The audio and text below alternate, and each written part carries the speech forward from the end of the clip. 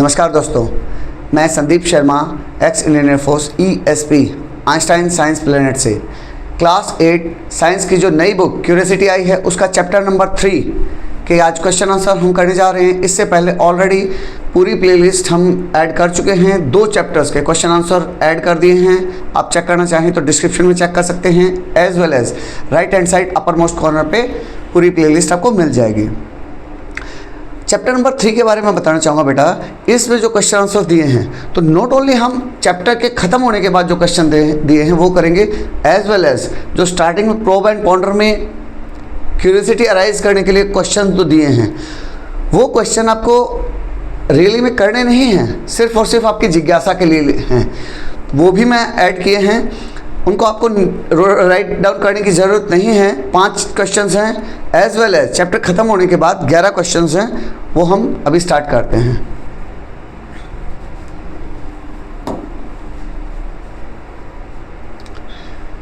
जो पहला question probe and ponder में दिया है, how does your body respond to an infection such as common cold. आपकी बॉडी कैसे रिस्पॉन्ड करेगी किसी नॉर्मल इन्फेक्शन को। जैसे आप लोगों को सर्दी खांसी जुकाम हो जाता है बेटा, जिसे हम कॉमन कोल्ड बोलते हैं, तो आपकी बॉडी उसके लिए कैसे रिएक्ट करेगी। ये क्वेश्चन जो स्टार्टिंग वाले 5 क्वेश्चन है बेटा, वो सिर्फ और सिर्फ आपकी क्यूरियोसिटी के लिए है, ना तो ये एग्जाम में आएंगे, आपके नॉलेज के लिए है। तो आप अगर इनको नहीं लिखना चाहें तो कोई दिक्कत नहीं, समझ लीजिए।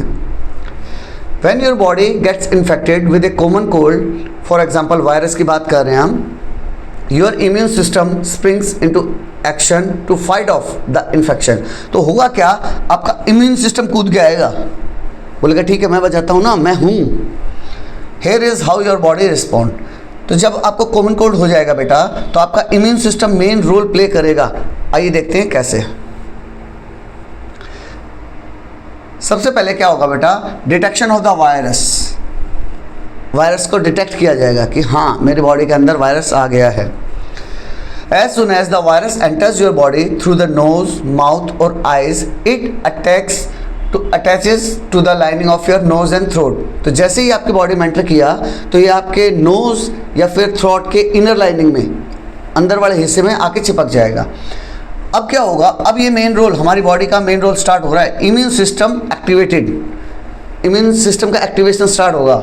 Your immune system detects the wire. आपका इम्यून सिस्टम क्या होता है बेटा, आपके एंटीबॉडीज़ जो आपको बचा के रखते हैं। आपके शरीर में एक प्रोटेक्शन दी है, नेचर ने एक प्रोटेक्शन दी है जिसे हम इम्यून सिस्टम बोलते हैं। वो एक्टिवेट होगा और वो डिटेक्ट करेगा कि वायरस आ गया है, and sends white blood cell WBC, जो हमारे ब्लड में WBC होता है, उसको भेजेगा to attack the invaders. Invader means जो अटैक करने के लिए वायरस आया ना मेरी बॉडी पे, उससे लड़ने के लिए अपने सिपाहियों को भेजेगा। These cells release chemical called cytokines. वो केमिकल रिलीज करेंगे दैट ट्रिगर्स इन्फ्लेमेशन, उससे इन्फ्लेमेशन आएगा बेटा। Third point, inflammation and symptom. जो आपको नाक बहना शुरू हो जाता है, सिर दर्द शुरू हो गया, फीवर आ गया, वो सब क्या है, वो सब इन्फ्लेमेशन है बेटा, और सिम्टम हैं कि हाँ मेरी बॉडी में वायरस आ गया है। लेकिन घबराने की बात नहीं है। जब आपको फीवर आ रहा है, नाक बह रही है, तो ये वो सिम्टम या फिर इन्फ्लेमेशन है जिसके थ्रू आपकी बॉडी उसको आउट करना चाह रही है, जिसके थ्रू बॉडी चाह रही है कि निकल जा, अपना टेम्परेचर वो करेगी। इन्फ्लेमेशन कॉज रनिंग और स्टफी नोज, आपका नाक बहना शुरू हो जाएगा या फिर स्टफ हो जाएगा due to swelling and increase mucus. आपकी नाक में से बेटा जो नाक बहती है ना, उसे बोलते हैं म्यूकस। म्यूकस आपका कई बॉडी में कई जगह मिलेगा, नॉट ओनली आपके नाक में, आपके कान में भी रहता है म्यूकस। एज वेल आपके स्टमक में, स्टमक की इनर लाइनिंग में भी आपको म्यूकस मिलेगा। ये स्पेशल पर्पज़ के लिए, ऐसा नहीं है हमें लगता है नाक बह रही है बहुत गंदी चीज़ है, हाँ जब वो बाहर आता है तो बुरा लगता है, लेकिन म्यूकस का स्पेशल पर्पज़ है बेटा, सच दैट कोई भी इन्फेक्शन के बैक्टीरिया, धूल, मिट्टी वो डायरेक्टली मेरे नाक में ना चला जाए, इसीलिए म्यूकस होता है। तो होता क्या है, स्वेलिंग हो जाएगी और म्यूकस बढ़ जाएगा, इसके कारण आपका नोज़ बहना शुरू कर जाएगा या फिर स्टफी नोज़ हो जाएगा, सोर थ्रोट, गला शोर हो जाएगा, कफ, sneezing, and fever. In some cases, as your body tries to create a less friendly environment. इस क्वेश्चन को समझिए. लेस फ्रेंडली इन्वायरमेंट, आपकी बॉडी क्या चाह रही है कि जो फॉरेन इन्वेडर्स आ गए, जो बाहर के वायरस आए हैं मेरी बॉडी में, उसके लिए मैं बहुत ही लेस फ्रेंडली इन्वायरमेंट पैदा कर दूं. और यही इन्वायरमेंट पैदा करने के लिए आपकी बॉडी फीवर, नाक बहना, कफ, स्नीजिंग ये सब कर रही है. इसके बाद क्या होगा बेटा? Antibody production. आपके शरीर में एंटीबॉडीज तैयार होंगे. Your body starts producing antibody. आपकी बॉडी एंटीबॉडीज तैयार करना शुरू करेगी. वो क्या है? एंटीबॉडी क्या है? Special protein that lock on to the virus. ऐसे प्रोटीन हैं जो वायरस के ऊपर लॉक कर लेंगे and mark it for destruction. और उसको मार्क कर लेंगे कि हाँ ये है फॉरेन ऑब्जेक्ट, इसको डिस्ट्रक्ट करना है, इसको ख़त्म करना है. Recovery. After few days the immune system usually clears the virus. Normally होता क्या है, कुछ दिन के बाद आपका इम्यून सिस्टम वायरस को हरा देगा, क्लियर द वायरस, वायरस को हटा देगा. Symptoms reduce. धीरे धीरे सिम्टम्स कम होने शुरू हो जाएंगे. जैसे हमारा फीवर कम हो जाता है ना, तो अब मुझे लगता है कि हाँ मैं ठीक हो रहा हूँ. And your body returns to normal. और आपकी बॉडी नॉर्मल की तरफ बढ़ेगी. You may feel a little tired as your body recovers. उस टाइम में आप थोड़ी थकावट महसूस कर सकते हैं क्योंकि आपके बॉडी में इतने चेंजेस आए ना, इसीलिए. इन शॉर्ट कहा जाए तो your immune system recognizing the cold virus send white blood cell. Short में बात करें तो सबसे पहले क्या किया उसने? रिकॉग्नाइज किया वायरस को. फिर उसने सेंड्स WBC, अपने WBC को भेजा, अपने सोल्जर्स को भेजा टू अटैक इट, कि भाई इसको मारना है. Cause symptoms. फिर उसने सिम्टम रेज किए like a running nose, cough and eventually, और लास्ट में क्या किया? Eventually gets rid of the virus. Virus को निकाल दिया. यहाँ बेटा जैसे पिक्टोरियल फॉर्म में दिखा रखा है, स्टार्टिंग में क्या हुआ? डिटेक्शन किया उसने वायरस का, आपका इम्यून सिस्टम एक्टिवेट हो गया. उसके बाद जब इम्यून सिस्टम को पता चल गया कि हाँ वो आ गया है, तो इन्फ्लेमेशन एंड सिम्टम दिए, फीवर वगैरह हो गए. एट लास्ट एंटीबॉडी प्रोड्यूस होगी और उसने वायरस को हरा दिया. Question number 2. We rarely see cases of smallpox और पोलियो. आज के टाइम में बेटा आप अपने आसपास देखोगे तो स्मॉल पॉक्स या फिर पोलियो बहुत कम देखने को मिलता है. But disease like diabetes and heart problem are more common. लेकिन डायबिटीज़, जिसे हम सिंपल लैंग्वेज में बेटा क्या बोलते हैं, शुगर, या फिर हार्ट की प्रॉब्लम, हार्ट अटैक वगैरह, वो ज़्यादा कॉमन हो गए हैं. क्यों? क्वेश्चन को समझिए. उसने बोला बेटा कि स्मॉल पॉक्स और पोलियो, इस टाइप की बीमारियां आजकल बहुत कम देखने को मिलती हैं. आप अपने दादा दादी, मम्मी पापा से पूछेंगे ना, तो उन्होंने अपने बचपन में ज़रूर ये बीमारियां देखी थी. लेकिन अभी आजकल ये बीमारियां कम हो गई हैं, वेरस डायबिटीज़, शुगर और हार्ट की दिक्कत ज़्यादा बढ़ गई है. क्यों? समझते हैं. We rarely see diseases like smallpox and polio today because of vaccination. बेटे इसमें ये ध्यान करना, जो वैक्सीनेशन है उसकी इंपॉर्टेंस पे ध्यान दिया है. वैक्सीनेशन जो हम कराते हैं वो बोल रहा है ये कम क्यों हो गए हैं. We rarely see disease like smallpox and polio. हम बहुत कम देखते हैं smallpox and polio because of vaccination. Vaccination के कारण vaccines help our body fight this infection. तो मान लिया मुझे बचपन में ही वैक्सीनेशन हो गया है, तो इन केस अगर कोई वायरस, बैक्टीरिया वगैरह आएगा भी तो उसको मारने के लिए ये वैक्सीन काम करेगी. Before they can make us very sick. इससे पहले कि वो मेरे को बीमार कर दे, मेरा अंदर में जो इम्यूनिटी प्रोड्यूस हो चुकी है वो उसको किल कर देगी. Thanks to massive vaccination.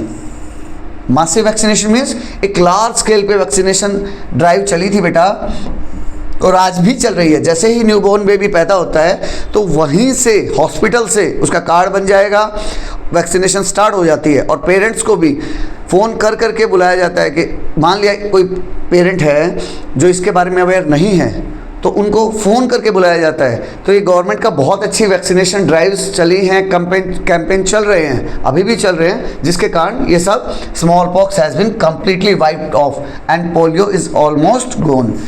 Small pox भी ख़त्म हो गया है और लगभग पोलियो भी ख़त्म हो गया है. अब वैक्सीनेशन के बारे में समझते हैं. वैक्सीनेशन क्या है? वैक्सीनेशन, द फर्स्ट वैक्सीन, जो पहला वैक्सीन था बेटा for smallpox was developed by Edward Jenner in 1796, आपकी बुक में दिया भी बेटा। 1796 में एडवर्ड जेनर नाम के साइंटिस्ट थे, उन्होंने पहले वैक्सीन की खोज की थी।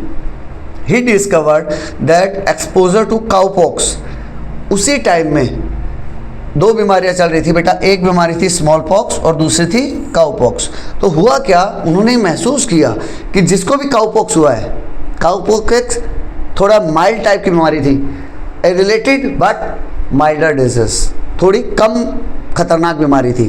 तो उन्होंने क्या देखा कि जिसको भी काउपॉक्स हुआ है उसको स्मॉल पॉक्स कम हो रहा है। तो उन्हें लगा कि जिसके पास काउपॉक्स के बैक्टीरिया हैं, जिसके पास काउपॉक्स के बैक्टीरिया हैं, वो बैक्टीरिया स्मॉल पॉक्स को मार रहे हैं। वही चीज़ ऑब्जर्व की।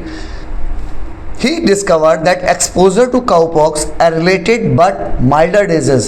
उन्होंने देखा कि अगर मेरा एक्सपोजर काउपॉक्स को हुआ है, could protect against the deadly smallpox, तो वो प्रोटेक्ट कर सकता है मुझे स्मॉल पॉक्स के against.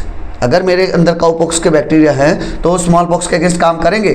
This breakthrough mark the beginning of vaccination, इससे वैक्सीनेशन का स्टार्ट हुआ as a preventive medical practice. On the other hand disease like diabetes and heart problem, जो ये दो बीमारियों के नाम दिए ना बेटा, diabetes and heart problem are more common, आजकल ये बहुत ज़्यादा कॉमन हो गई हैं because of unhealthy lifestyle habits. इनका मेन रीज़न अनहेल्दी लाइफस्टाइल है बेटा। मैनी पीपल टुडे ईट टू मच जंक फूड, जो आजकल जंक फूड जिसे फास्ट फूड भी बोलते हैं, उसके कारण बहुत दिक्कतें आ रही हैं।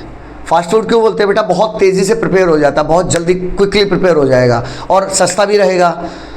और आजकल जो कल्चर चल रहा है कि बाहर जाके खा के आते हैं, ये बर्थडे है, या अभी सेलिब्रेशन है, अभी तुम पास हो गए, अभी तुम टॉप कर गए, चलिए पापा चलते हैं, ये सब जंक फूड का रीज़न है। Next is do not exercise enough, हम एक्सरसाइज करते नहीं हैं और पड़े हैं सोफे पे, सुबह कहीं जाना नहीं है, संडे है तो भी 10 बजे उठ रहे हैं, 11 बजे उठ रहे हैं, वो सब। Spend lots of time sitting और यूजिंग स्क्रीन्स, डिजिटल मीडिया ने बेटा बहुत ही ड्रास्टिक चेंजेस लाए हैं। जो बच्चे पहले बाहर खेलते थे, अभी वही बच्चे सिर्फ और सिर्फ यूट्यूब पे वीडियो स्क्रॉल कर रहे हैं, या फिर खेल भी रहे हैं तो ऑनलाइन खेल रहे हैं। जिससे हुआ क्या, नॉट ओनली मेरा फिजिकल काम हुआ, मैं बाहर तो खेलने जा ही नहीं रहा हूँ, साथ के साथ अपनी आंखें भी ख़राब कर रहा हूँ, अपना दिमाग को भी ब्लॉक कर रहा हूँ, अपने कान भी ख़राब कर रहा हूँ वो यूट्यूब के थ्रू। वही बच्चा फुटबॉल रियल लाइफ में नहीं खेलना चाह रहा, लेकिन गेम मोबाइल पे खेल रहा है। तो अगर वही स्किल आप ग्राउंड पे यूज़ करोगे तो ज़्यादा अच्छा नहीं रहेगा। नेक्स्ट, फेस मोर स्ट्रेस, अब इन सब के कारण होगा क्या, आपके अंदर स्ट्रेस आ जाएगा। These habits can lead to long term health issue, दिखने में बहुत छोटी छोटी दिख रही हैं ये परेशानियां बेटा, आपको बहुत छोटी दिख रही हैं, लेकिन जब लॉन्ग टर्म में इनको देखेंगे तो ये हेल्थ इश्यूज प्रोड्यूस करती हैं। So which we have controlled many infectious disease with vaccine, now we are facing more lifestyle related disease. हमने जो कंट्रोल किया, जो पहले दो बीमारियां बताई थी बेटा, स्मॉल पॉक्स एंड पोलियो, उन्हें हमने वैक्सीनेशन के थ्रू कंट्रोल कर लिया है, लेकिन आजकल लाइफस्टाइल के कारण बहुत सी दिक्कतें आ रही हैं। Moving towards question number 3, could climate change lead to new type of disease? You must be aware that आजकल ग्लोबल वार्मिंग सबसे मोस्ट कॉमन सुन रहे होगे आप, ग्लोबल वार्मिंग बढ़ रहा है। ग्लोबल वार्मिंग क्या होता है सर, डेली, हर महीने, हर साल आप देख रहे हो, धीरे धीरे धीरे धीरे इवेंचुअली हर साल टेम्परेचर अर्थ का जो नॉर्मल टेम्परेचर है वो अप जा रहा है, और जो अप जा रहा है तो इससे बहुत से चेंजेस आ रहे हैं, फ्लैश फ्लड, अर्थक्वेक, उन्हीं का रीज़न है। तो ग्लोबल वार्मिंग के कारण क्वेश्चन क्या है बेटा, क्वेश्चन समझिए, जो क्लाइमेट चेंज है जिसको हम अभी के लिए, मैं आपको ग्लोबल वार्मिंग के थ्रू समझा रहा हूँ, ग्लोबल वार्मिंग वगैरह इस टाइप की जो दिक्कतें हैं, क्लाइमेट चेंज आ रहे हैं, क्या उससे नए टाइप की डिजीज़ आ सकती है क्या, न्यू टाइप की डिजीज़ आ सकती हैं क्या? हो क्या रहा है, जैसे ग्लोबल वार्मिंग की बात करते हैं तो वार्मर वेदर अप हुआ तो होगा क्या, जैसे ही आपको पता है जर्म्स, माइक्रोब्स को पनपने के लिए क्या चाहिए, ह्यूमिडिटी चाहिए सर, टेम्परेचर चाहिए, एयर चाहिए, यही तो चाहिए। तो वही जैसे गर्म टेम्परेचर होगा, जर्म्स ज़्यादा होंगे, heat help bacteria and virus grows faster. बेटा जैसे आप उधर ये डोसे के लिए, भटूरे के लिए जब आटा रखते हैं तो इसमें यीस्ट वगैरह, आप देखो अगर गर्म दिन है तो ईज़िली बहुत तेज़ी से मल्टीप्लाई होगा, और सर्दियों के दिन में या फिर फ्रिज में रख दो तो वो मल्टीप्लाई नहीं हो पाएंगे। तो वही बता रहा है, जैसे टेम्परेचर अप होगा तो होगा क्या, ज़्यादा जर्म्स पैदा होंगे। Mosquito spread disease like dengue, malaria and chikungunya. तो जैसे ही टेम्परेचर बढ़ेगा तो मॉस्किटोज के कारण जो बीमारियां फैलती है जैसे कि डेंगू, मलेरिया, चिकनगुनिया, इस टाइप की डिजीज और ज़्यादा बढ़ जाएंगी। क्वेश्चन वही तो पूछ रहा था, क्या क्लाइमेट चेंज होगा तो क्या बीमारियां कुछ बढ़ेंगी क्या। Next, floods and dirty water. जब टेम्परेचर अप होगा या क्लाइमेट चेंज आएगा तो फ्लड्स वगैरह ज़्यादा हो जाएंगी और डर्टी वाटर भी ज़्यादा हो जाएगा। मोर फ्लड्स मीन्स अनक्लीन वाटर। अगर आपने कभी रियली में फ्लड महसूस किया होगा, कहीं आसपास रहा होगा, तो आपने देखा होगा आपको प्योर वाटर पीने के लिए भी नहीं मिल पा रहा है। ठीक है, लीड्स टू डिजीज। अगर जितना भी फ्लड आएगा तो अनक्लीन वाटर मिलेगा। अब जब आपको अनक्लीन वाटर पीने के लिए मिल रहा है तो इस टाइप की दिक्कतें जैसे कॉलेरा, टाइफाइड या डायरिया, इस टाइप की दिक्कतें फेस करनी पड़ेंगी। Animal and insects move. Climate change होगा तो rising heat forces animal and insect to move to new places. वो लोग अपना अडेप्टेबिलिटी के लिए कहीं ना कहीं दूसरी लोकेशन पे जाएंगे। जैसे टेम्परेचर चेंज हुआ, क्लाइमेट चेंज हुआ तो किसी दूसरी लोकेशन पे जाएंगे और इस तरह से वो बीमारियां ज़्यादा फैलाएंगे। This brings new germs to the people who have not seen them before. एक नई जगह पे नए टाइप के जर्म्स पैदा होंगे और वहाँ पे उसके लिए वो यूज टू नहीं हैं। वो आदमी उस एरिया के लिए, जिस एरिया में वो रह रहे हैं, अब नए जर्म्स आ गए तो उसके लिए यूज टू नहीं है। Smoke and air pollution. Air pollution और स्मोक के बारे में बात कर रहे हैं। Fyers and pollution from climate change harms lungs. हमारे लंग्स को, फेफड़ों को बहुत दिक्कत पहुंचाते हैं बेटा। जैसे आपने देखा होगा दिल्ली वगैरह में एयर क्वालिटी इंडेक्स जब बहुत ही बेकार हो जाता है, बहुत अप हो जाता है, तो वहाँ लंग्स की दिक्कत, रेस्पिरेशन की दिक्कतें शुरू हो जाती हैं। उससे होगा क्या, आपको अस्थमा टाइप की बीमारी, ब्रीदिंग प्रॉब्लम या फिर लंग डिजीज हो जाएंगी। What can we do? ये तो हमने प्रॉब्लम समझ लिया, इस टाइप की दिक्कतें हो सकती हैं। What can be the solution? तो सॉल्यूशन क्या रहेगा, आप ट्री प्लांट कीजिए बेटा। ट्री प्लांटेशन ड्राइव, खुद के बारिश का सीज़न चल रहा है तो बारिश के सीज़न में आपने देखा होगा पौधे, छोटे छोटे पौधे अपने आप से उगाते हैं, तो उसको सही जगह पे लगा दीजिए। यूज़ साइकिल, स्कूटी, बाइक की जगह आप साइकिल यूज़ कीजिए। Save water, reuse and recycle. Reuse कीजिए चीज़ों को और रिसाइकिल करने की कोशिश कीजिए। And at the last spread awareness. Awareness फैलाइए, लोगों को बताइए कि क्लाइमेट चेंज से ये दिक्कतें हो सकती हैं। And as you are a educated person, आप पढ़े लिखे बच्चे हैं तो ये आपकी मॉरल रिस्पॉन्सिबिलिटी बनती है, आपके एरिया में जो जिसे पता नहीं उसके बारे में उन्हें अवेयर कीजिए। कुछ अनपढ़ लोग हैं उनके बारे में बताइए उसे। Question 4, how do emotions like stress और worry affect us and make us sick? Question है बेटा, हमें लगता है जैसे इस चैप्टर का जिस्ट क्या था जब हमने चैप्टर समझा था कि हेल्दी होना मीन्स अगर मैं बीमार नहीं हूँ तो मैं हेल्दी हूँ। इस क्वेश्चन में वही जिस्ट यूज़ करना चाह रहा है कि ऐसा नहीं है कि मुझे कोई बीमारी नहीं है तो मैं हेल्दी हूँ। अगर आप साइकोलॉजिकल तरीके से, सोशल तरीके से भी बीमार हो सकते हैं, अगर आप इनमें से कोई भी तरीका से बीमार हैं तो आप हेल्दी नहीं हो। अगर आप स्ट्रेस में हो तब भी आप हेल्दी नहीं हो, या फिर वरी में हो, चिंता कर रहे हो, तो वो आपको कैसे बीमार कर सकती है। क्वेश्चन क्या है, कैसे इस टाइप के इमोशंस, कैसे, कौन सा इमोशंस, स्ट्रेस वाला और वरी वाला आपको अफेक्ट करेगा और आपको बीमार कर देगा। How stress and worry affect our body. पहला, brain sends alarm signal. In case बेटा मैं स्ट्रेस में हूँ तो मेरा ब्रेन अलार्म सिग्नल भेजेगा। व्हेन यू आर वरीड और stress your brain thinks you are in danger. तो आपके दिमाग को लगेगा कि आप खतरे में हो। आपको क्या लगेगा, दिमाग को आप खतरे में हो। Even if you are not, अगर आप सही में नहीं भी होगे तब भी वो सिग्नल भेजेगा कि आप बीमार हो। It send signal to your body to get ready to fight और रन। तो वो दिमाग आपकी बॉडी को सिग्नल भेजेगा या तो लड़ो या भाग जाओ। आपको बोलेगा कि या तो लड़ो या फिर रन कर जाओ। This is called the stress response. इसको स्ट्रेस रिस्पॉन्स कहा गया है। हार्ट बीट्स फास्टर, आपका दिल तेजी से धड़कना शुरू करेगा। Your heart start beating faster and you may feel nervous. अब जब आप स्ट्रेस में हो बेटा तो आपने महसूस भी किया होगा कि आपका हार्ट तेज़ी से पंप करना शुरू करता है और आप नर्वस फील करना शुरू करते हैं। शेकी और स्वेटी, आप शेक करना शुरू करेंगे, आप पसीना आना शुरू हो जाएगा। देखो बेटा, एग्ज़ाम टाइम में याद है या फिर किसी आप इंटरव्यू वगैरह के लिए कहीं छोटा मोटा इंटरव्यू वगैरह में अपीयर हुए हूँ, प्रिंसिपल के पास बुला लिया, अचानक से प्रिंसिपल ने बुला लिया, अरे सर मैंने तो कुछ किया क्या, वो आप एक धड़कन बढ़ जाती है, हार्ट बीट बढ़ जाती है, आप शेकी फील करोगे, पसीना आ जाएगा। वही चीज़ बता रहा है, this is okay for this is okay for a short time but not for long. कुछ देर के लिए दिक्कत हो सकती है, आप सहन कर जाओगे, लेकिन अगर कंटिन्यू आपके साथ इस टाइप की दिक्कतें आ रही हैं तो बेटा पक्का कंसल्ट कीजिए साइकेट्रिस्ट से, अपने पेरेंट्स से, टीचर से बात कीजिए इसके बारे में खुल के। टू मच स्ट्रेस, अगर मैं बहुत ज़्यादा स्ट्रेस ले रहा हूँ तो होगा क्या, बॉडी गेट्स टायर, मेरा शरीर थक जाएगा।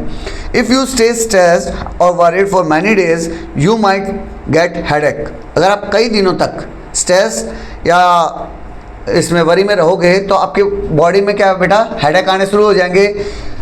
योर स्टमक में हर्ट, आपका जो पेट है वो भी अच्छे से रिएक्ट नहीं करेगा, इंडाइजेशन टाइप की दिक्कतें शुरू हो जाएंगी।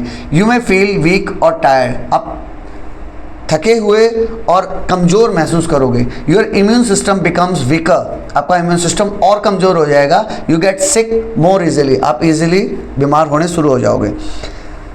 नेक्स्ट है बेटा, और क्या होगा, मूड चेंजेस आएंगे, मूड स्विंग्स बोलते हैं जिसको, आपका मूड अचानक से चेंज होना शुरू हो जाएगा। Stress can make you feel angry और सैड इजीली, अब आप गुस्सा बहुत जल्दी आ जाओगे या फिर बहुत जल्दी उदास हो जाओगे।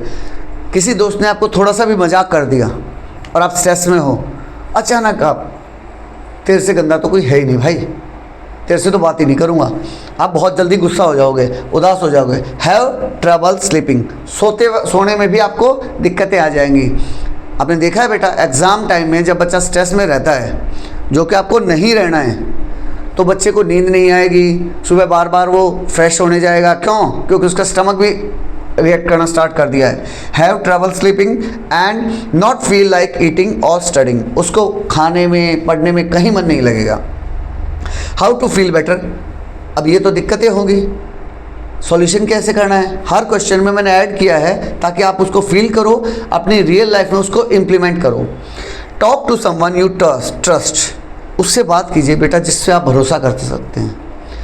He can be your friend, teacher, neighbour, आपके रिलेटिव में कोई हो सकता है, और सबसे अच्छे आपके पेरेंट्स, क्योंकि वो मैच्योर भी हैं। आजकल दिक्कत क्या है बेटा, बच्चे पेरेंट्स की बजाय अपनी ही उम्र के बच्चे से बात कर रहे हैं, उससे सॉल्यूशन ढूंढ रहे हैं। बेटा उसको ही नहीं पता है, वो तो बस आपके सामने हीरो बन रहा है, अदरवाइज रियल लाइफ में उसकी भी वही हालत है जो आपकी है, क्योंकि वो भी तो आपकी तरह 12, 13, 14 साल का बच्चा है, बस वो कॉन्फिडेंस दिखा रहा है, आपको लग रहा है कि ही इज़ गुरु। नहीं बेटा, बेटर है अपने पेरेंट्स से, टीचर से बात कीजिए, हाँ खुल के अपने दोस्तों से बात कीजिए, लेकिन जहाँ भी गाइडेंस की ज़रूरत है वहाँ एक्सपर्ट से बात कीजिए, अपने से मैच्योर से बात कीजिए। टेक डीप ब्रीथ्स, लंबे लंबे सांस लीजिए, योगासन, ब्रीदिंग, उस टाइप की एक्सरसाइज कीजिए। गो फॉर ए वॉक और प्ले आउटसाइड, वॉकिंग के लिए जाइए, बाहर खेलिए। मैंने बताया फुटबॉल खेलना है तो फ़ोन पे नहीं, ग्राउंड में खेलिए।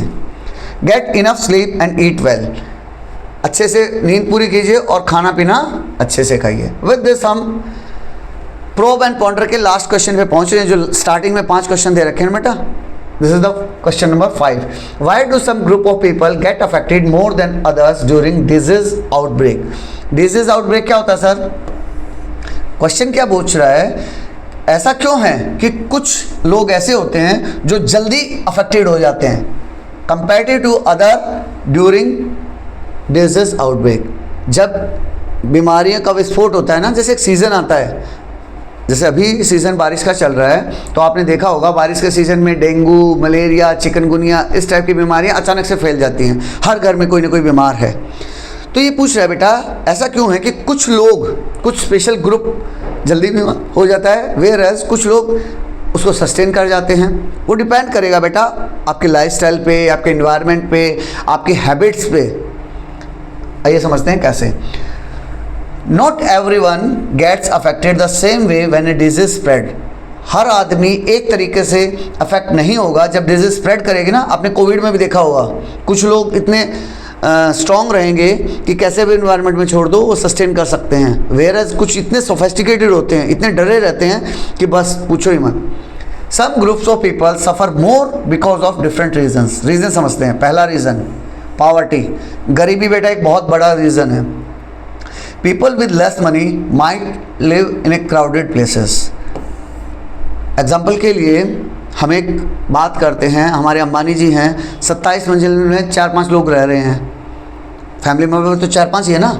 वेयर एज झुग्गी झोपड़ी में अगर जाओगे तो एक छोटी सी झोपड़ी है, उसमें 10 लोग रह रहे हैं। तो वही एग्जाम्पल बता रहे हैं बेटा, जो अगर आपके पास पैसा कम है तो आपने देखा होगा वो लोग क्राउडेड प्लेसेस पर रहेंगे, और जितना पास पास रहोगे तो बीमारियां फैलने के चांसेस उतने ही बढ़ जाएंगे। They may not have clean water और गुड हॉस्पिटल्स। अब पैसा नहीं है तो उनके पास ना तो क्लीन वाटर होगा, वो आसपास से कहीं से भर रहे होंगे, अब उनके पास मिनरल वाटर तो मिलने वाला नहीं है, प्लस उनके पास हॉस्पिटल की फैसिलिटी भी नहीं होगी। सर हॉस्पिटल तो रहता है सर, पास में ही होता है, बेटा उनके पास पैसे नहीं है, वो अवेल नहीं कर सकते, बेचारे जाएंगे भी तो किसके पास जाएंगे? गवर्नमेंट हॉस्पिटल में जाएंगे, अच्छे हॉस्पिटल्स को अवेल नहीं कर पाएंगे। They might not afford medicines और वैक्सीन्स। बेटा उनको हो सकता है वो अफोर्ड ही ना कर पाएँ मेडिसिन का खर्चा या फिर वैक्सीन का खर्चा। और बहुत बार ऐसा होता है, जिन लोगों के बारे में हम बात कर रहे हैं वो इस बारे में ना तो अवेयर होते हैं, ना पैसा है, ना उनके पास टाइम है। बेचारे को मजदूरी पे जाना है तो कहाँ वैक्सीनेशन लगवाने जाएगा बच्चे के लिए? क्या उसके जो ठेकेदार हैं वो उसको एक दिन के लिए छुट्टी देंगे कि ठीक है भाई बच्चे को तो वैक्सीनेशन लगवा के ले आओ? नहीं मिल पाएगी बेटा। सेकंड, पॉवर्टी के बाद सेकंड है बेटा एज एंड हेल्थ। आपकी एज भी मैटर करेगी और हेल्थ भी। Older people and those already sick, बुजुर्ग आदमी या फिर वो लोग जो पहले से बीमार हैं, जैसे कि डायबिटीज़ या अस्थमा उन्हें पहले से है, get affected more because their bodies are weaker. क्योंकि उनकी बॉडी कमज़ोर है तो वो जल्दी अफेक्ट हो जाएंगे। Their immune system does not fight as well. जैसे एक हेल्दी आदमी का सिस्टम होगा ना, वैसे सिस्टम उन लोगों का नहीं होगा। अस्थमा पेशेंट है, मान लिया कुछ रेस्पिरेशन की दिक्कत आई, तो अस्थमा पेशेंट तो बेचारा पहले ही उसका रेस्पिरेशन सिस्टम बेकार है, तो उसको और जल्दी अफेक्ट कर जाएगा। थर्ड, वेयर दे लिव और वर्क, कहाँ वो रहते हैं और काम करते हैं, इसके ऊपर भी काफ़ी कुछ डिपेंड करेगा। जैसे कि जो लोग गांव में रहते हैं या फिर स्लम एरिया में रहते हैं, may not get help quickly, उनको तुरंत इलाज नहीं मिल पाएगा। रिमोट लोकेशन पे है तो होगा क्या, उनको हॉस्पिटल डिस्ट्रिक्ट हेडक्वार्टर तक पहुंचने में भी कई बार बहुत टाइम लग जाता है। Some jobs like farmer, helper और cleaner can not be done from home and have higher exposure. तो इस टाइप की जो बेटा जॉब हैं वो वर्क फ्रॉम होम तो कर नहीं सकते, तो वो ज़्यादा एक्सपोजर मिलेगा उन्हें डिजीज़ आउटब्रेक के दौरान। Lack of information already discuss. Some people do not know how disease spread, कुछ लोगों को पता नहीं है बेटा कि कैसे बीमारियां फैलती हैं, and how to protect themselves, और अपने आप को बचाना कैसे है। तो ये आप लोगों की जिम्मेवारी है। इन केस आपके नियर बाई विसिनिटी में इस टाइप का कुछ आपको केस दिखते हैं जिनको पता नहीं है और डिजीज़ आउटब्रेक हो गया है, तो आप उनको अवेयर कीजिए कि भाई ऐसे ऐसे करना है, मास्क लगाना है, हैंड वॉश करना है, उस टाइप से आप उनको गाइड कर सकते हैं। They may not understand health messages because of language और एजुकेशन बैरियर। एजुकेशन बैरियर और लैंग्वेजेस के कारण हो सकता है वो उसको समझ ही ना पाएँ। What can be done, solution क्या हो सकता है? Make health care fair for everyone. Health care को बेटा सभी के लिए बराबर होना चाहिए। It is the responsibility of the government. या फिर अगर आप कुछ कर सकते हैं तो बहुत अच्छी बात है, कोई एनजीओ वगैरह के थ्रू हेल्प कर सकते हैं। Educate all people about safety, दूसरे लोगों को एजुकेट कीजिए सेफ्टी के बारे में। Share vaccines and medicines equally. जैसे आपने कोविड में देखा होगा बेटा, जो गरीब देश थे, जो वैक्सीन्स डेवलप नहीं कर पा रहे थे, तो इंडिया ने आगे बढ़ के स्पेशली अफ्रीकन कंट्रीज़ वगैरह में खुद से वैक्सीन भेजे।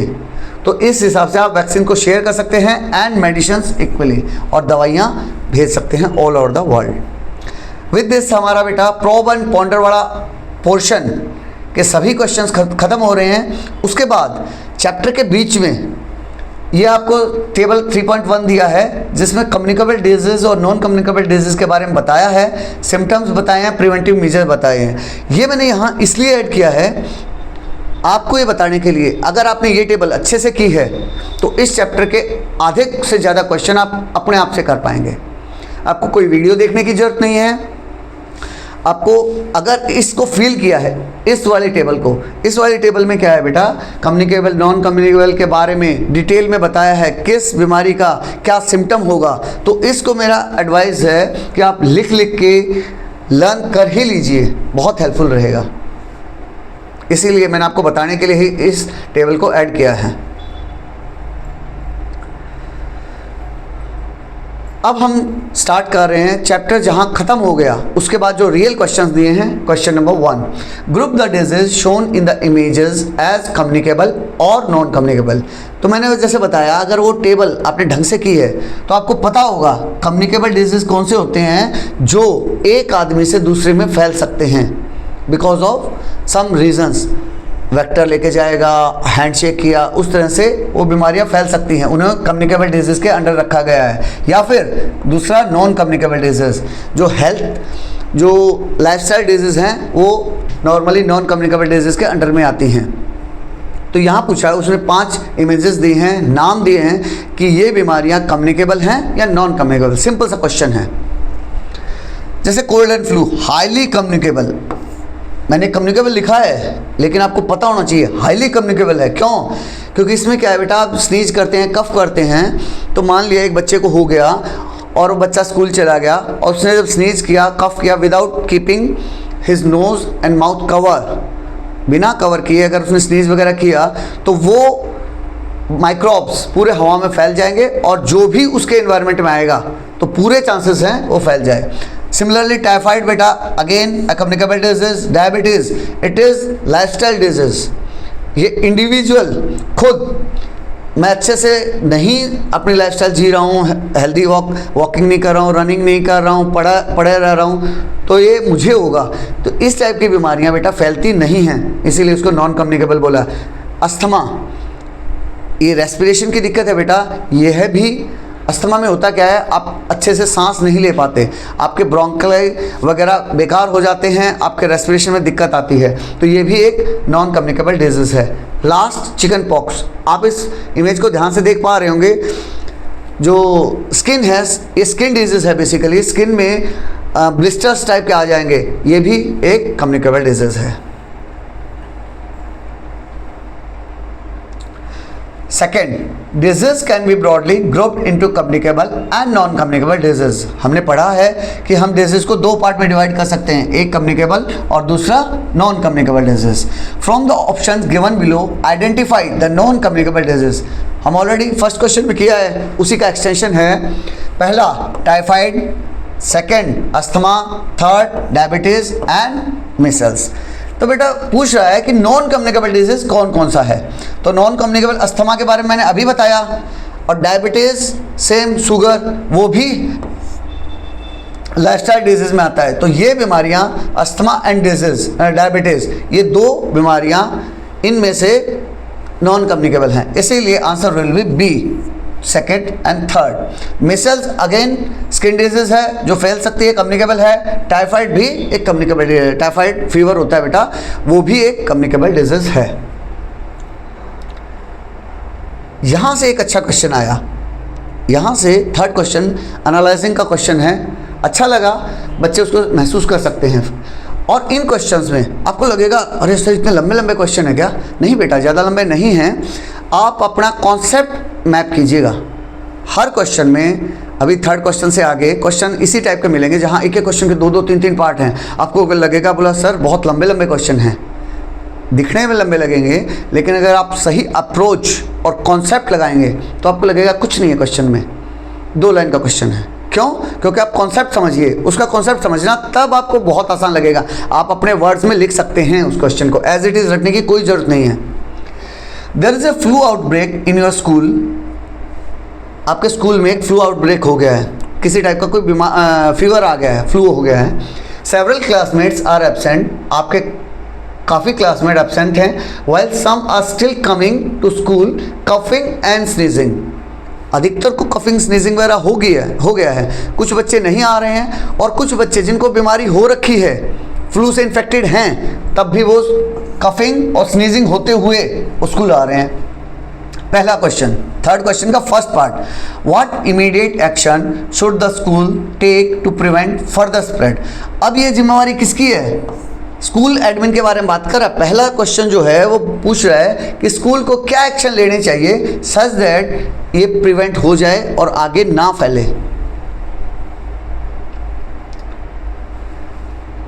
तो स्कूल को क्या क्या करना चाहिए? Immediate action the school should take, send 6 students home. जो बच्चा बेटा बीमार है, a student who are coughing, sneezing और feeling unwell to stay home and rest. उन बच्चों को, स्कूल की जिम्मेवारी है, उन बच्चों को बोलो कि बेटा अटेंडेंस के बारे में, पढ़ाई के बारे में अभी परेशान मत होइए, आप अपने घर पे रहिए, प्रॉपर रेस्ट कीजिए, ठीक होके फिर आइए स्कूल में, otherwise you can spread the flu. Inform parents and staff. School क्या करेगा? पेरेंट्स को, स्टाफ को इन्फॉर्म करेगा। Send a notice to parents about the flu outbreak.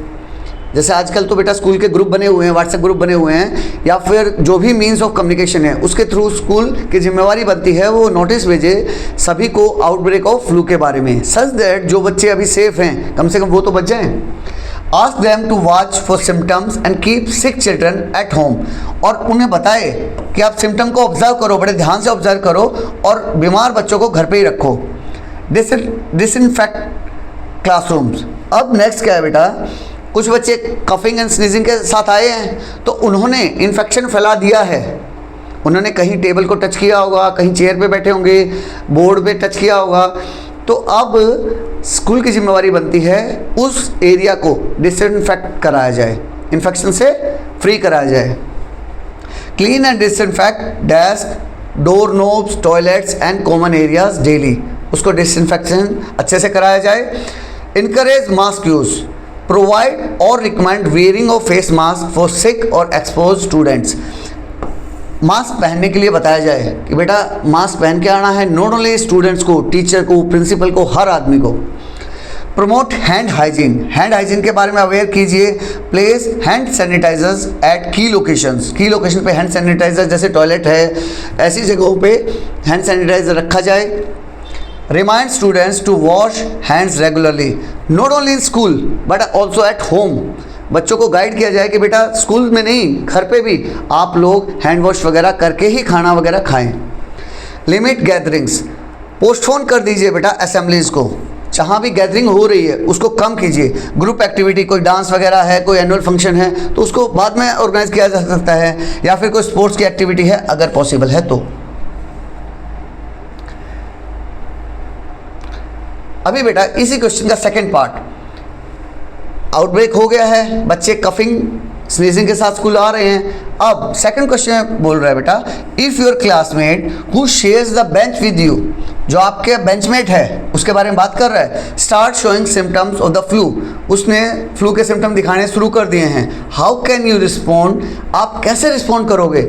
In a considerable way without being rude और hurtful.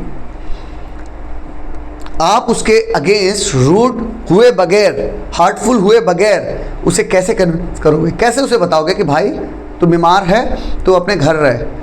उसका एक तरीका ये भी हो सकता था, मैं चिल्ला के बोल दूँ, क्या है यार तू मेरे ऊपर क्यों स्नीज कर रहा है, मुझे बीमार करेगा क्या? ये चीज़ें यूज़ नहीं करनी है। आप थीम को समझो, चिल्लाना नहीं है, हंगामा नहीं करना है, पहुँच गए प्रिंसिपल के साथ इसको भगाओ सर यहाँ से, ये सब नहीं करना है। हमें काम रहना है शांति से। कैसे हम उसको बताएंगे कि भाई तू अपना भी ध्यान रख, और तू अपना ध्यान रखेगा तो सब लोगों के लिए बहुत अच्छा रहेगा। स्टे काम एंड काइंड, अपने आप को शांत रखो बेटा और काइंड रखो। क्यों? क्योंकि बेटा ऐसा नहीं है कि he is doing it purposefully. बीमार तो कल को आप भी हो सकते हो, आज उसके साथ हुआ है कल आपके साथ हो सकता है। डोंट पैनिक और शाउट, पैनिक मत होइए और चिल्लाइए मत। Remember your friend is not sick on purpose, जानबूझ के नहीं हुआ है वो बीमार। स्पीक जेंटली, प्यार से बात कीजिए, and politely. You can say, आप आराम से बोल सकते हैं, hey I think you might not be feeling well, यार तुम, मुझे लग रहा है सही फील नहीं कर रहे हो। Maybe you should tell the teacher, तुम्हें टीचर को बताना चाहिए। एंड गेट सम रेस्ट, और थोड़ा रेस्ट कर लो यार, घर चले जाओ, 1-2 दिन छुट्टी करो, ठीक हो के फिर आना, मैं तुम्हारी हेल्प कर दूंगा, नोट्स वगैरह में, होमवर्क में मैं तुम्हें भेज दूंगा।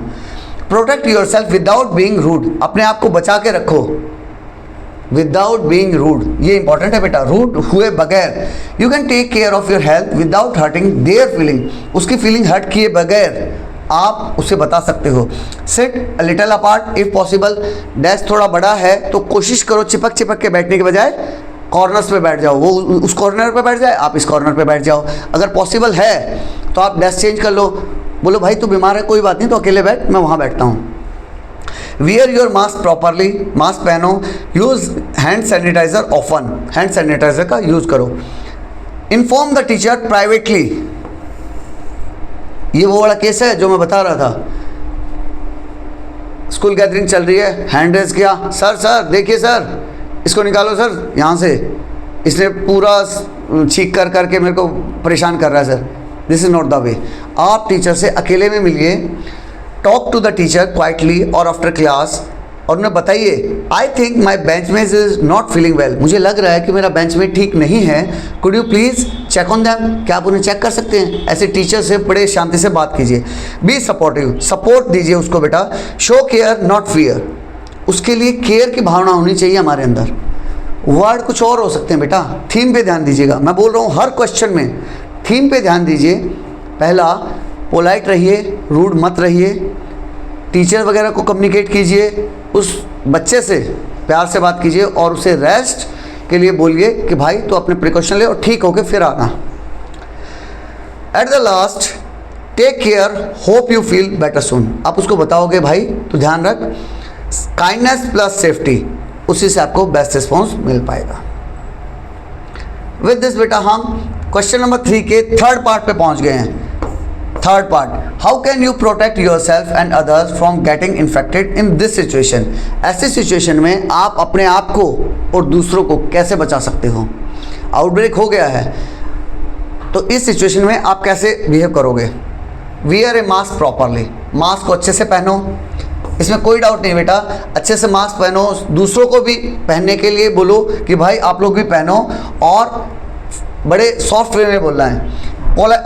मेंटेन सम डिस्टेंस, हमने अभी अभी डिस्कशन किया कि जहाँ भी पॉसिबल हो सकता है, आपका बेंच लगा लीजिए, आपकी क्लास लगा लीजिए, जहाँ भी पॉसिबल हो सकता है तो इन्फेक्टेड पर्सन से थोड़ा डिस्टेंस मेंटेन करने की कोशिश कीजिए। वही बताया बेटा इसमें। Keep hands clean, hand sanitiser का यूज़ कीजिए, सोप वगैरह का यूज़ कीजिए। इन्फॉर्म द टीचर, टीचर्स को बताइए, क्वाइटली टेल द टीचर कि भाई ऐसे ऐसे हो गया है तो मैडम जितना पॉसिबल हो सके या तो उसे घर भेज दीजिए या डिस्टेंस मेंटेन करवा दीजिए। Take care of your own health, अपने हेल्थ का ध्यान रखें। ऐसा नहीं है कि आपका रोल स्कूल तक ख़त्म हो गया, ये इंपॉर्टेंट है। ऐसा नहीं है कि स्कूल में आउटब्रेक हुआ है, मेरे घर पे कुछ नहीं है, मैं घर पे तो आराम से चिल मारूंगा।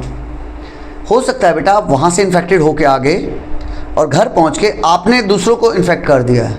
वहाँ भी आपको घर पहुँचने के बाद भी आपकी जिम्मेवारी ख़त्म नहीं हुई है, आपको वहाँ भी कोशिश करना है कि बीमारी में आगे ना फैलाऊँ। अगर लेके आया हूँ तब भी, वो कैसे हो पाएगा। हेल्दी फूड खाइए, आराम से पूरी नींद पूरी कीजिए और ड्रिंक प्लेंटी ऑफ वाटर, खूब सारा पानी पीजिए। Be safe, be kind and help stop the spread, safe रहिए, हेल्प कीजिए और बीमारी को आगे मत बढ़ने दीजिए। आपको इस टाइप के केस में बेटा आपको एक स्ट्रॉन्ग कड़ी बनना है, ना कि कमज़ोर कड़ी। ऐसा नहीं बनना है कि आप एक वेक्टर बन जाएं, आप उसको फैला रहे हैं। Next question, your family is planning to travel to another city where malaria is prevalent. छुट्टियों का टाइम आ गया, आपकी फैमिली प्लान कर रही है एक दूसरे शहर जाने के लिए। हो सकता है आप अपने मामा के घर, बुआ के घर छुट्टियों में जाते हैं, या फिर कोई सेलिब्रेशन के लिए शादी वगैरह में जा रहे हैं, या फिर किसी पब्लिक टूर के लिए जा रहे हैं जहां मलेरिया फैला हुआ है, आपको पता चल गया। What precaution should you take before, during and after the trip? ये 3 टाइम बताएं बेटा। ट्रिप के स्टार्ट होने से पहले, ट्रिप के दौरान या बाद में आप क्या प्रिकॉशन लोगे। आप क्या प्रिकॉशन लोगे उस सबसे बचने के लिए? तो पहला पॉइंट तो मैं आपको एडवाइस करूंगा, if possible cancel the tour. सबसे अच्छी सॉल्यूशन है, क्वेश्चन ही ख़त्म हो जाएगा। फिर क्वेश्चन ही ख़त्म हो जाएगा। अगर आपको लग रहा है कि मैं ताजमहल देखने जा रहा हूँ, टिकट बुक करा रखी हैं और मलेरिया फैल गया आगरा में, तो कोशिश कीजिए बेटा, ये ऐसा काम है जो बहुत ज़रूरी नहीं है कि परसों ही होना है। ये तो आप 1 महीने बाद भी जा सकते हैं, जब मलेरिया ठीक हो जाए तब उसके बाद चले जाइए। तो अगर आप कैंसिल ही कर देंगे तो सबसे अच्छा और ये क्वेश्चन ही ख़त्म है। लेकिन फिर भी अगर आपको जाना है तब बात करते हैं। बिफोर द ट्रिप शुरू होने से पहले consult A doctor for anti malarial medicine. आपको पता होना चाहिए बेटा कि एंटी मलेरिया मेडिसिन क्या होंगी, उनको कैसे कंज्यूम करना है। Pack mosquito repellents, cream and mosquito net. अपने साथ मॉस्किटो रिपेलेंट क्या होता है सर?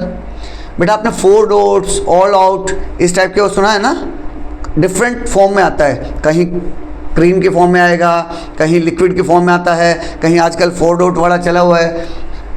क्रीम या फिर मॉस्किटो नेट यूज़ कीजिएगा। मॉस्किटो नेट मच्छरदानी। Wear long sleeve clothes and full pants. अब मलेरिया है तो उसके पीछे रीज़न क्या होगा बेटा? एनाफ्लीज मच्छर है, उसके पीछे रीज़न क्या है? एनाफ्लीज मच्छर। तो मच्छर से कैसे बचेंगे? हम फुल स्लीव शर्ट पहनेंगे, पैंट हम शॉर्ट्स नहीं पहनेंगे, फुल पैंट पहनेंगे, सच दैट उसके काटने की प्रोबेबिलिटी कम हो जाए। Learn about the areas health risk from health adviser. उस एरिया के हेल्थ एडवाइज़र से हेल्थ इशू के बारे में पूछ सकते हैं, डिस्कशन कर सकते हैं। नेक्स्ट, ड्यूरिंग द ट्रिप के दौरान आप क्या करोगे? जब वहाँ पहुँच गए, मैं आगरा पहुँच गया ताजमहल देखने, अब क्या करूँगा? Sleep under a mosquito net. Mosquito net use कीजिए। आप जितने लोग हैं उनके हिसाब से सफिशिएंट मॉस्किटो नेट लेके जाइए, स्पेशली एट नाइट के टाइम में ध्यान रखते हुए। Apply mosquito repellent on expose skin. मैंने फुल स्लीव शर्ट पहनी हुई है, अब मेरा एक्सपोज पोर्शन कौन सा है? मेरे हाथ, मेरे फीट, मेरा फेस, उस सब पे क्रीम, रिपेलेंट या फिर ऑल आउट इस टाइप की चीज़ें यूज कीजिए। Avoid areas with stagnant water where mosquitoes breed. ऐसे एरिया को अवॉइड कीजिए जहाँ पे रुका हुआ पानी आपको मिल सकता है, गंदा नाला है, कोई गंदी झुग्गी झोपड़ी है, उस टाइप के एरिया में कम से कम जाइए। Keep Windows and door close और स्क्रीन। विंडोज़ एंड डोर को क्लोज रखने की कोशिश कीजिए ताकि मच्छर वगैरह ना आ पाए। अब ठीक है, वहाँ पहुँच गए, वहाँ से वापस आ गए, तो वापस आके क्या करेंगे? आफ्टर द ट्रिप आपकी क्या जिम्मेवारी बनती है? Watch for symptoms like fever. आप सिम्टम ऑब्जर्व कीजिए, कहीं किसी को फीवर तो नहीं आ रहा है, चिल्स तो नहीं है, बॉडी है या वीकनेस तो नहीं फील हो रही किसी को, वो सब देखिए। Visit a doctor immediately if any symptom appear. अगर इनमें से कोई भी सिम्टम आता है तो डॉक्टर को विजिट कीजिए। Inform the doctor that you travel to a malaria prone area. वहाँ पहुँच गए डॉक्टर के पास, तो डॉक्टर के सामने ये नहीं है कि ठीक है सर बताइए, सर आप ही बताइए, आप ही डॉक्टर हैं, मैं क्या बताऊँ। तो उनको आप बता सकते हैं कि सर मैं आगरा गया था, वहाँ पे आगरा में मलेरिया फैला हुआ था, तो हो सकता है मुझे मलेरिया हो। तो क्या है, डॉक्टर को एक लीड मिल जाएगी, डॉक्टर को एक दिशा मिल जाएगी कि हाँ ठीक है, ओके मलेरिया के symptom, he will check it out. Second question, अब इसी 4th क्वेश्चन का सेकंड पार्ट देखिए। How can you explain the importance of mosquito nets और रिपेलेंट्स टू ए सिबलिंग्स। अब मेरा छोटा भाई है, सिबलिंग क्या होता है बेटा? भाई या बहन। मेरा छोटा भाई या बड़ा भाई भी हो सकता है, भाई बहन है कोई भी, तो मैं मॉस्किटो नेट या फिर रेपेलेंट्स की इम्पोर्टेंस उन्हें कैसे समझा सकता हूँ, मेरा क्या रोल रहेगा? Using mosquito nets and repellents is like putting up a shield to keep bad bugs away. अगर मैं मॉस्किटो नेट या फिर क्रीम, मशीन, वो सब यूज़ कर रहा हूँ, तो मैं एक शील्ड लगा रहा हूँ अपने चारों तरफ, एक एक्स्ट्रा प्रोटेक्शन लेयर लगा रहा हूँ to keep bad bugs away.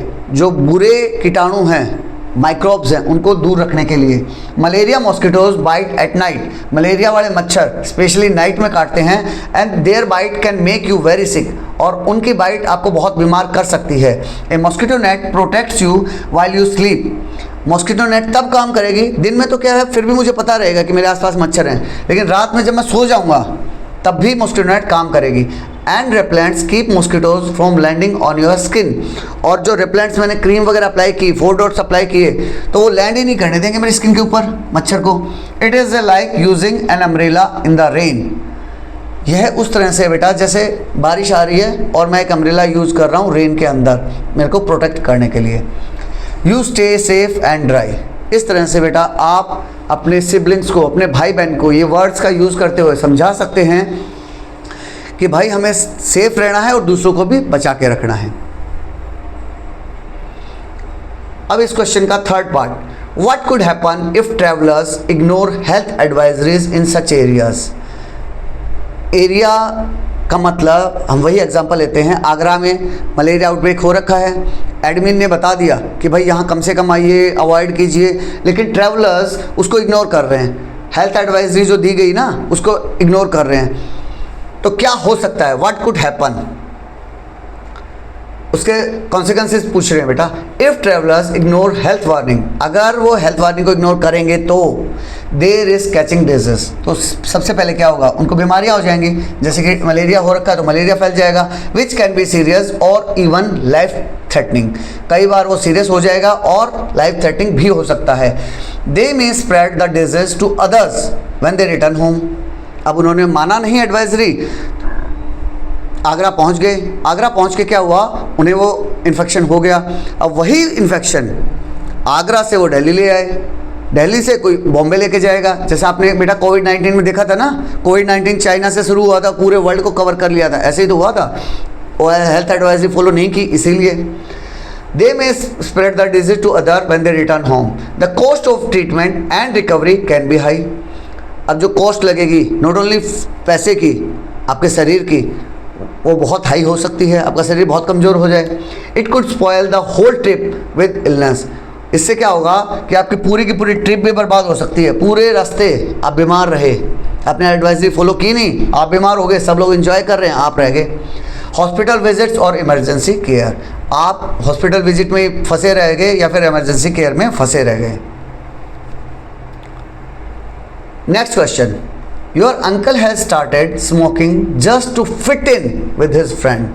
अच्छा वर्ड यूज किया बेटा, फिर से रिपीट करता हूं कि आपके अंकल, your uncle has started smoking, आपके अंकल ने स्मोकिंग स्टार्ट कर दी है, किस लिए, जस्ट टू, यहां इंपॉर्टेंट है, fit in with his friend. Uncle ने अपने दोस्तों के ग्रुप में फिट इन होने के लिए, मतलब हो सकता है कि भाई एक नई सोसाइटी, नया ग्रुप ज्वाइन किया उन्होंने, नए सिटी में आए हैं, तो अब उनका एक जो ग्रुप है थोड़ा हाई क्लास शोबाजी करने के लिए, आप लोग देखते हैं सिगरेट फूक रहे हैं, सिगार फूक रहे हैं कि भाई मैं अमीर हूँ, जस्ट टू शो ऑफ, कि वो अपने ग्रुप में फिट होने के लिए उन्होंने स्मोकिंग स्टार्ट कर दी है। Even though it is well known, जबकि उनको पता है that smoking can seriously harm health and even cause death, जबकि उनको पता है, आपको पता है कि भाई स्मोकिंग कितनी खतरनाक है, वो डेंजरस हो सकती है, इवन इट कैन बी क्या बोलते हैं, कॉज डेथ, आपको डेथ भी दे सकती है। First question, what would you say to him to make him stop, आप क्या कहोगे उन्हें रोकने के लिए, विदाउट बीइंग रूड, बिना रूड हुए। ये वही कॉन्सेप्ट है जो हमने थर्ड नंबर क्वेश्चन में पढ़ा था कि आपको बोलना भी है, he is senior to you, आपसे उम्र में बड़े हैं, और बोलना भी है, और रूड भी नहीं होना है, तो कैसे बोलोगे, वही पूछ रहे हैं बेटा। तो थीम वही रहेगी, ये क्वेश्चन नया नहीं है, आप इसको स्किप भी कर सकते हो, मैं ये बोल रहा हूँ स्किप भी कर सकते हो अगर आपको थीम समझ आ गई है।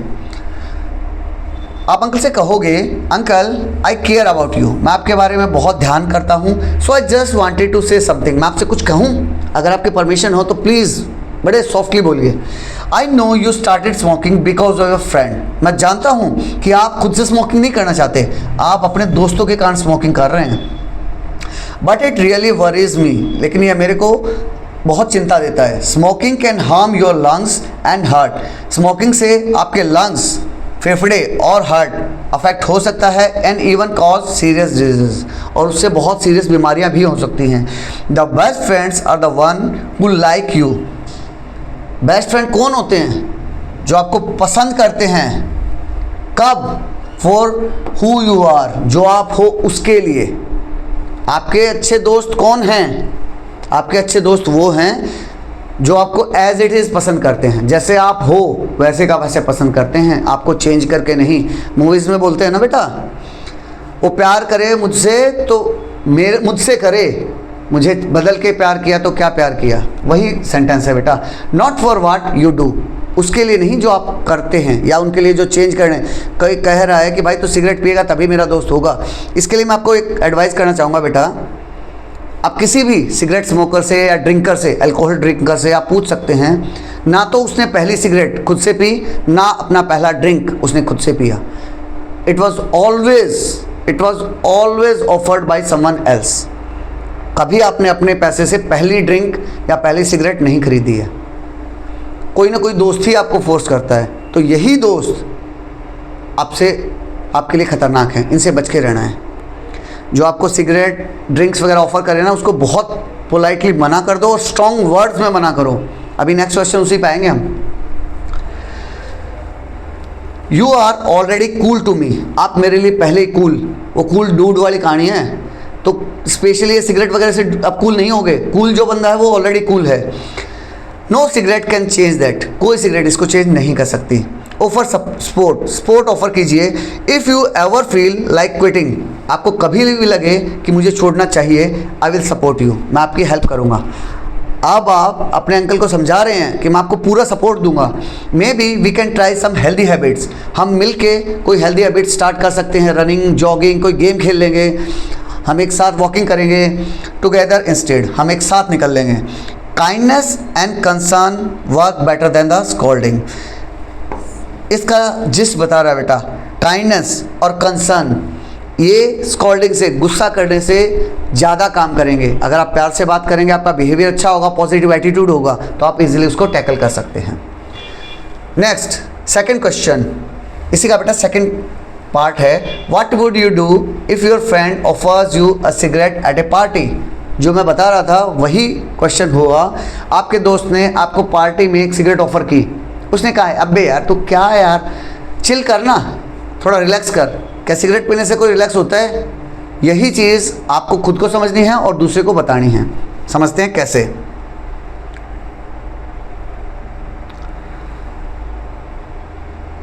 से no, clear no, it should be clear no, doubt में नहीं, अरे भाई मेरा मन नहीं है, तू देख ले, इस टाइप के वर्ड्स यूज़ नहीं करने हैं।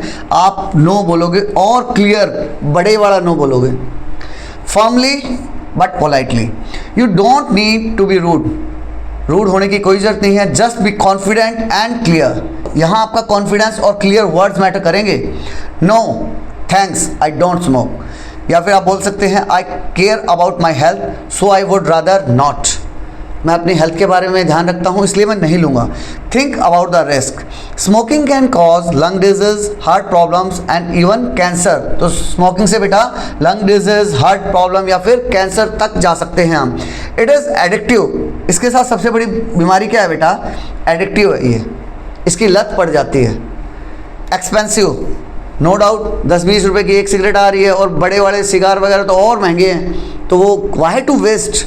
अगर मान लिया मैं एक पैकेट सिगरेट का ले रहा हूँ जो कि मुझे 300-400 रुपये का एक दिन के लिए पड़ रहा है, तो why not to buy a T shirt for me. उसी पैसे का मैं टी शर्ट ले लिया और कुछ नहीं तो किसी गरीब को 300 रुपये का खाना खिला दिया, सोचो कितनी खुशी मिलेगी मुझे। And hard to quit later, और ये है एडिक्टिव है, तो इसको हम बाद में छोड़ भी नहीं पाते हैं। मुझे लगता है कि यार मैं एक कश मार लेता हूँ, क्या ही बिगड़ेगा, वो एक कश मुझे एक्सट्रीम तक लेके जाएगा बेटा। Stay strong, do not give in, strong रहिए, हैंड्स अप मत कीजिए। Just because other are doing it doesn't mean it is right. ऐसा नहीं है कि मेरे ग्रुप में, जैसे अंकल वाला एग्जांपल था ना बेटा, वो ग्रुप में फिट होने के लिए हो सकता है वो जिस ग्रुप में हों उनमें से 9 लोग पी रहे हैं, अब वो अकेले नहीं पी रहे, तो ऐसा नहीं है कि आप उस सब लोग पी रहे हैं तो वो सही है। True friends will respect your choice, जो अच्छा दोस्त होगा और सच्चा दोस्त होगा वो आपके फीलिंग्स को कदर करेगा। It's okay if you do but I don't, ठीक है तुम पी रहे हो पियो, but I don't want to start something harmful, लेकिन मैं खतरनाक चीज़ें शुरू नहीं करना चाहता। और इवन एडवाइस कीजिए, उसे हेल्थ के बारे में बताइए कि हेल्थ कितनी इंपॉर्टेंट है, भाई आपके लिए भी खतरनाक है, उसे समझाइए। चेंज द टॉपिक और वॉक अवे। इन केस अगर आपको लग रहा है कि भाई बात ज़्यादा बढ़ रही है, वो फोर्स कर रहे हैं, तो कोशिश कीजिए टॉपिक को चेंज कर दीजिए या फिर वॉक अवे कर जाइए, वहाँ उस ग्रुप को ही छोड़ के दूसरे ग्रुप में जाके बैठ जाइए। Saying no to cigarette is saying yes to yourself. जब आप नो कर रहे हैं सिगरेट को, तो आप अपने आप को हाँ कर रहे हैं।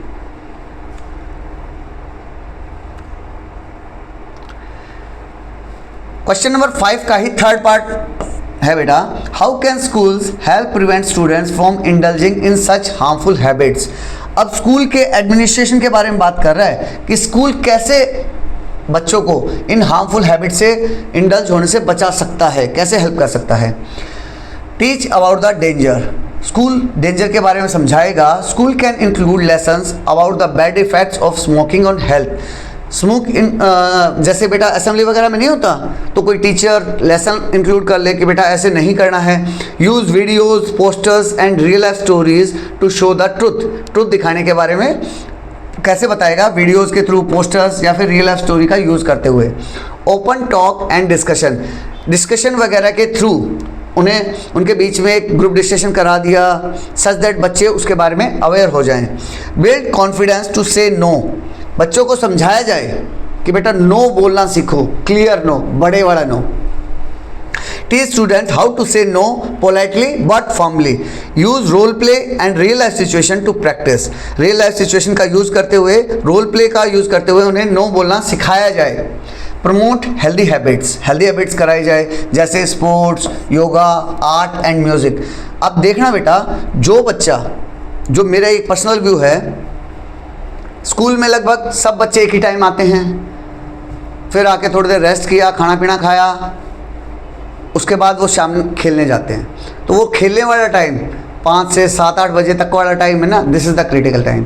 कोई भी बच्चा गलत आदत पकड़ता है तो नॉट ओनली बच्चों के लिए, मैं पेरेंट्स को बताना चाहूँगा, तो ये जो 5 से 8 बजे वाला टाइम है ना, यही सबसे क्रिटिकल है, क्योंकि उसके बाद बच्चा फिर से घर आ जाता है, फिर आपकी नज़र में है।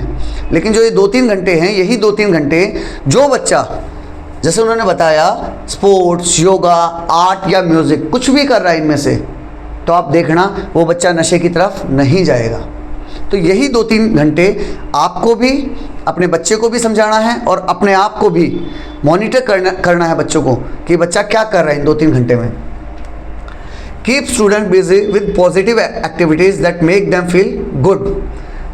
बच्चों को ऐसे पॉजिटिव एक्टिविटी देनी है जिससे कि बच्चा पॉजिटिव फील करे, नेगेटिव फीलिंग आए ही ना। Support and support students in need. बच्चों को स्पॉट कीजिए, पता कीजिए कौन सा बच्चा दिक्कत में है और फिर उसे सपोर्ट कीजिए, कैसे हम उसको हेल्प आउट कर सकते हैं। Teachers and counsellor should watch for sign of stress और pressure.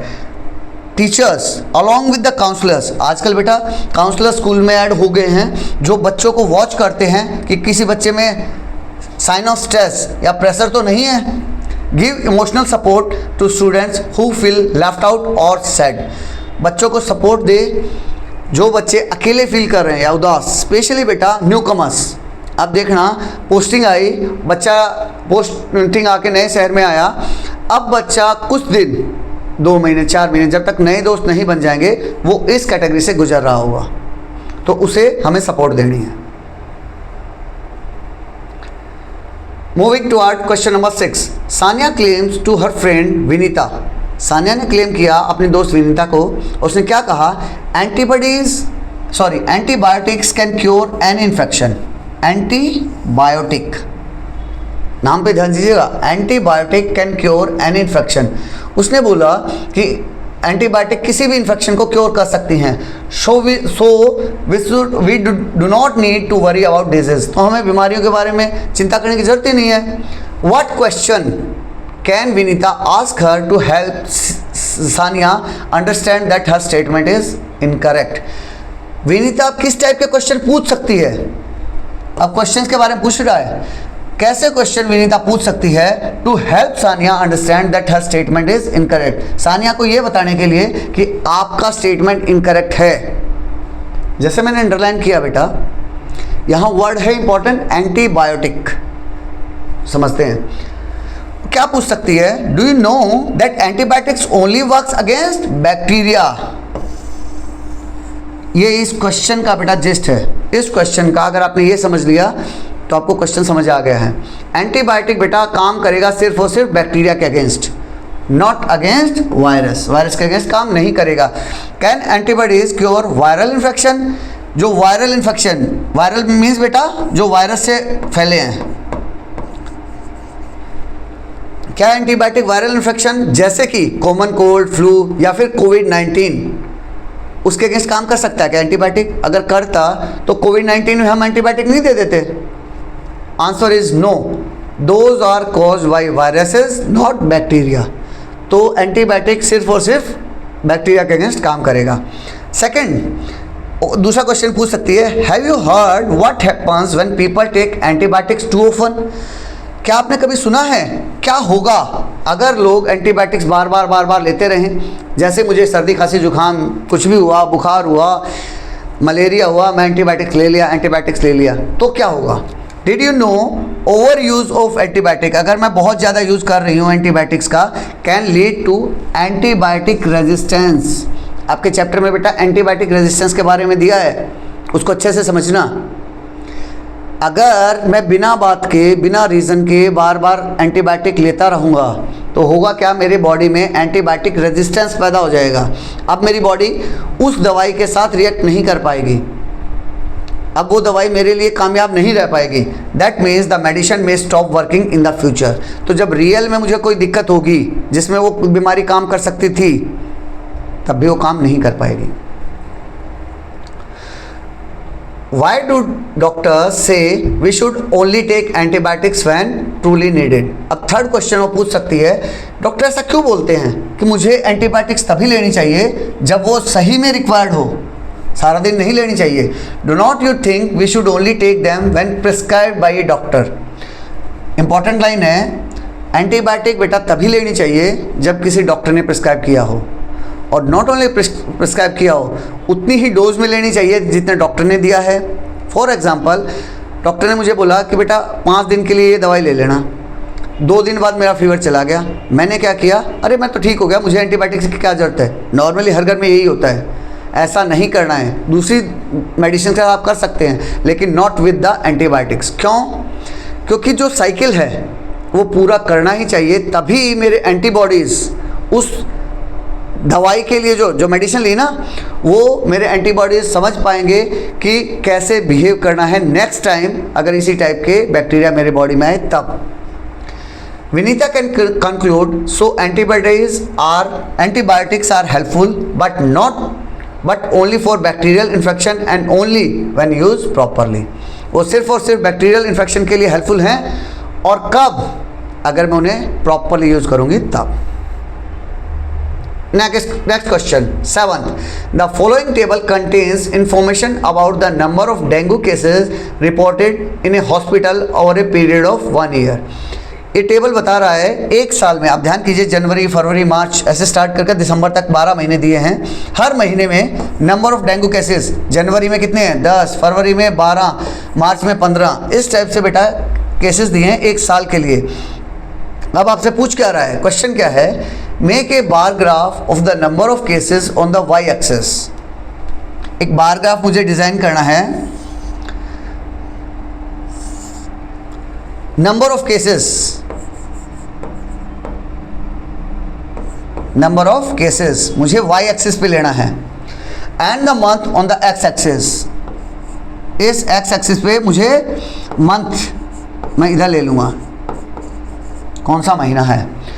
Critically analyse your finding and answer the following.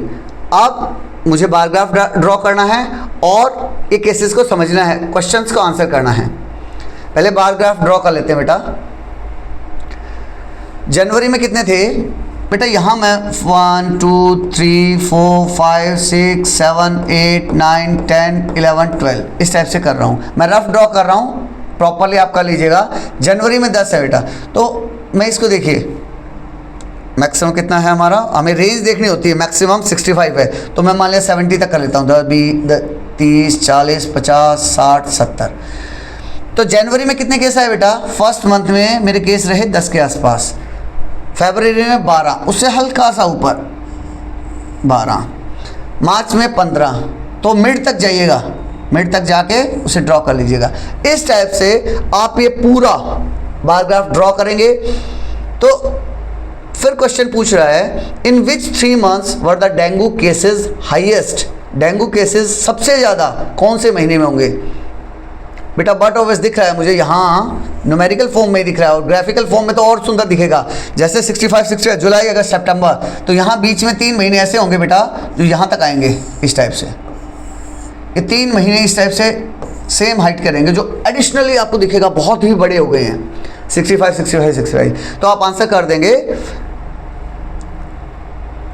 Critical analysis and answers में आप करेंगे कैसे बेटा, July August and September each had 65 cases the peak month. तो answer क्या हो जाएगा फर्स्ट क्वेश्चन का, ये 3 वो महीने हैं जहां सबसे ज़्यादा होगा।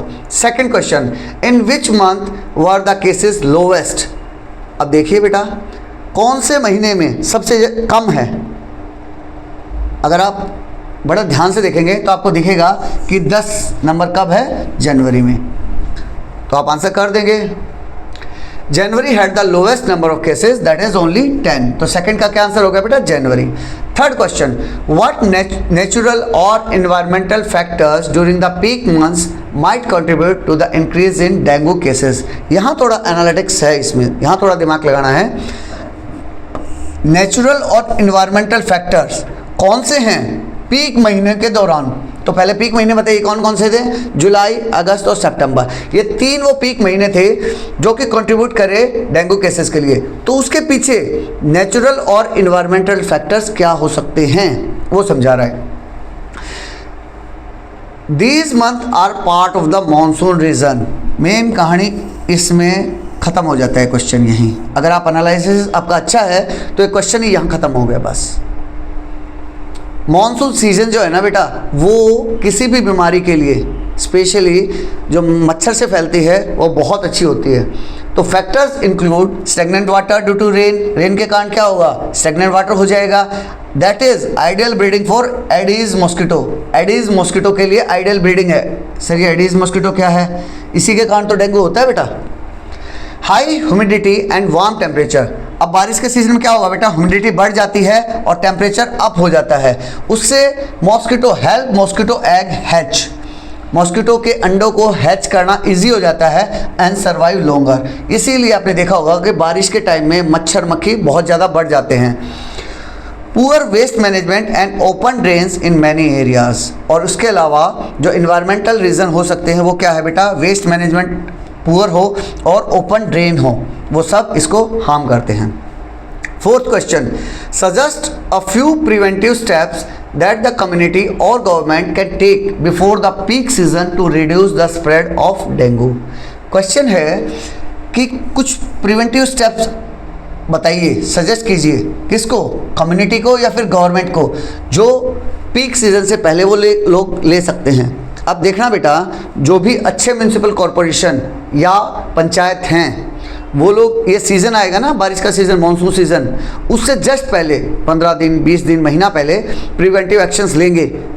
जो मैं बता रहा हूँ उस टाइप के एक्शन आपको अपने एरिया में दिखाई देंगे। जिस एरिया में मैं रह रहा हूँ वहाँ सच में ये प्रिकॉशन लिए जाते हैं।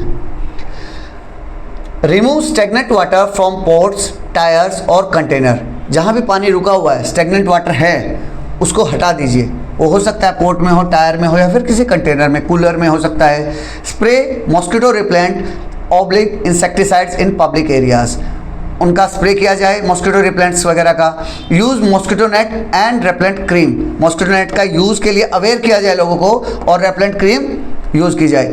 Promote awareness campaign before monsoon, monsoon से जस्ट पहले, क्योंकि इंडियन लोग कैसे हैं, तुरंत की चीज़ याद रहती है उन्हें, उसके बाद भूल जाते हैं। तो जस्ट मानसून से पहले इस टाइप के कैंपेन वगैरह किए जा सकते हैं। Ensure clean and covered water storage.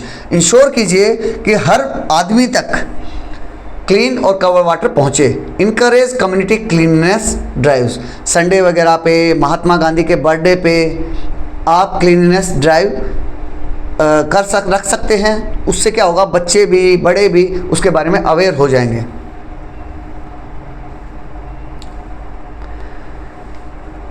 Next question, question number 8, imagine you are in charge of a school health campaign. School में बेटा एक हेल्थ कैंपेन चलाया जा रहा है और टीचर ने आपको इंचार्ज बना दिया स्कूल का।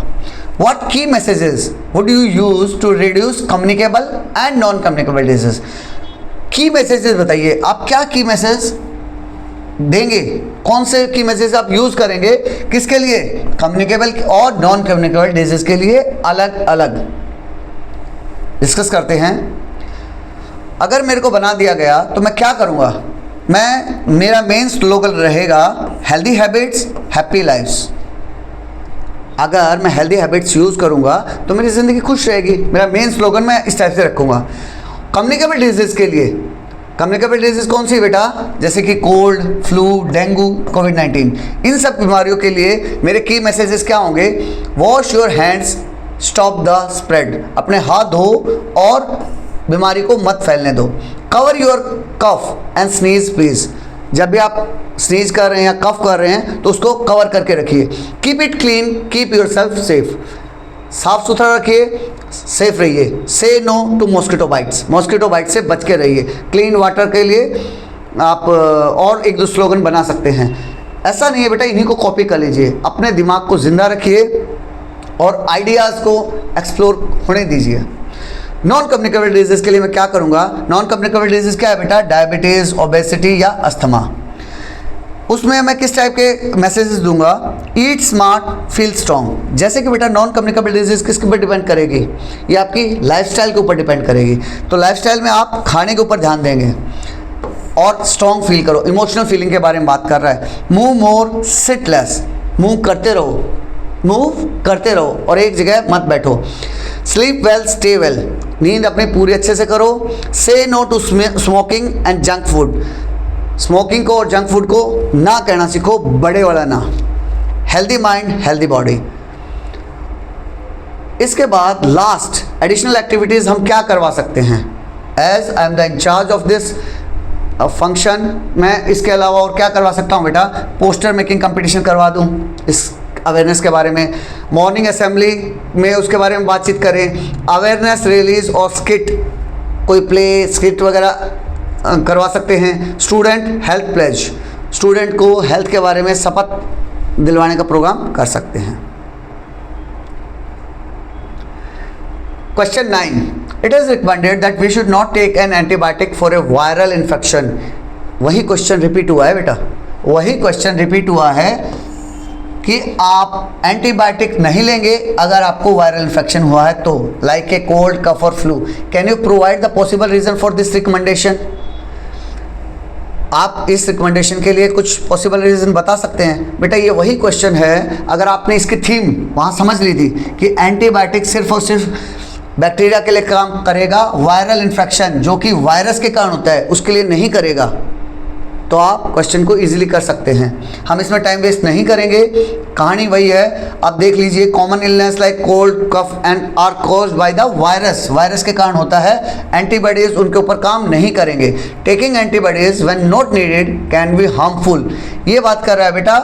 अब जो एंटीबॉडीज जो हम ज़्यादा ले लिया मैंने, तो उसके अगेंस्ट वो काम करना कम कर देगा, उसके बारे में बता रहा है। It would not cure the illness, the virus will still make you sick. As वो एंटीबायोटिक काम नहीं कर रहा है तो वायरस अभी भी आपको बीमार कर देगा। It may cause side effect such as stomach upset और एलर्जी। हेल्प तो आपको किया ही नहीं, साथ के साथ आपको स्टमक भी को भी बेकार कर दिया या फिर एलर्जी भी डाल दी। It can lead to antibiotic resistance, ये आप में एंटीबायोटिक रेजिस्टेंस भी पैदा कर देगा, हम डिस्कशन कर चुके हैं। This means bacteria in your body में stop responding to medicine in the future. Future में जब आपको इस टाइप की कोई दिक्कत होगी तो अब वो बैक्टीरिया एंटीबायोटिक उस पर काम नहीं करेगा। तो आप करेंगे क्या, खूब रेस्ट करेंगे, पानी पिएंगे, होम रेमेडी या फिर डॉक्टर का रिकमेंडेड दवाइयाँ वगैरह लेंगे। Question number 10, which disease among the following may spread if drinking water gets contaminated by the excreta from an infected person। बेटा नेक्स्ट क्वेश्चन में क्या बोल रहा है, 5 बीमारियां दी हैं हमें, हेपेटाइटिस, ट्यूबरकुलोसिस जिसे टीबी भी बोलते हैं, पोलियोमाइलिटिस जिसे पोलियो बोलते हैं, cholera and chicken pox. Question है, इनमें से कौन सी डिजीज अमंग द फॉलोइंग में स्प्रेड, फैल सकती हैं if drinking water gets contaminated, अगर पीने वाला पानी कॉन्टेमिनेट हो गया है, पोल्यूटेड हो गया है, किसके साथ? By the excreta from an infected person, एक इन्फेक्टेड पर्सन था, उसने जब एक्सक्रीटा पास किया, एक्सक्रीटा मीन्स स्टूल पास किया, मॉर्निंग में जब हम फ्रेश होते हैं ना तो जो स्टूल पास किया, तो उसके कारण मेरा ड्रिंकिंग वाटर कॉन्टेमिनेटेड हो गया है। तो इन 5 बीमारियों में से कौन सी बीमारी फैल सकती है? तो आप जब ध्यान से देखेंगे टेबल 3.1, तो वहाँ आप देखेंगे ये पाँचों के पाँचों बीमारी बेटा कम्युनिकेबल डिजीज हैं। इन 5 बीमारियों में से कौन सी बीमारी ड्रिंकिंग वाटर कॉन्टेमिनेटेड होने से फैल जाएगी? तो क्वेश्चन की थीम क्या है? सभी कम्युनिकेबल हैं, कम्युनिकेट हो सकती हैं, लेकिन पानी के थ्रू कौन सी होगी? कोई होगी हवा से फैलेगी, कोई डायरेक्ट उससे फैल रही है, भाई जब मैं स्नीजिंग किया, कफिंग किया, लेकिन पानी से कौन सी फैलेगी वो समझना है हमें। Among the diseases listed, the ones that may spread if drinking water gets contaminated by the excreta of an infected person are, कौन कौन सी बीमारी है बेटा? Hepatitis, polio and cholera. ये तीनों बीमारियां बेटा वाटर बॉर्न डिजीज बोला जाता है इन्हें, वाटर बॉर्न।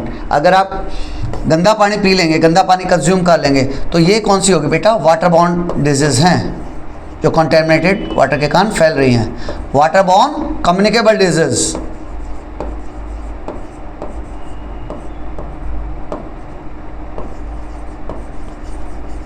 ये वाटर बॉर्न कम्युनिकेबल डिजीज है। Disease that do not spread through contaminated water, जो कॉन्टेमिनेटेड वाटर से नहीं फैलती हैं, वो कौन सी हैं? ये 2, that is TB and chicken pox. TB कैसे फैलेगा? स्प्रेड थ्रू द एयर, या एयर के थ्रू फैलेगा। व्हेन एन इन्फेक्टेड पर्सन कफ और स्नीज, जब इन्फेक्टेड आदमी खांसेगा या छींकेगा तब फैलेगा। Chicken pox spread through direct contact और एयरबॉर्न ड्रॉपलेट्स नॉट वाटर। कैसे फैलेगा बेटा? ये एयर से फैलेगा या फिर ड्रॉपलेट्स के थ्रू, पानी से नहीं फैलेगा।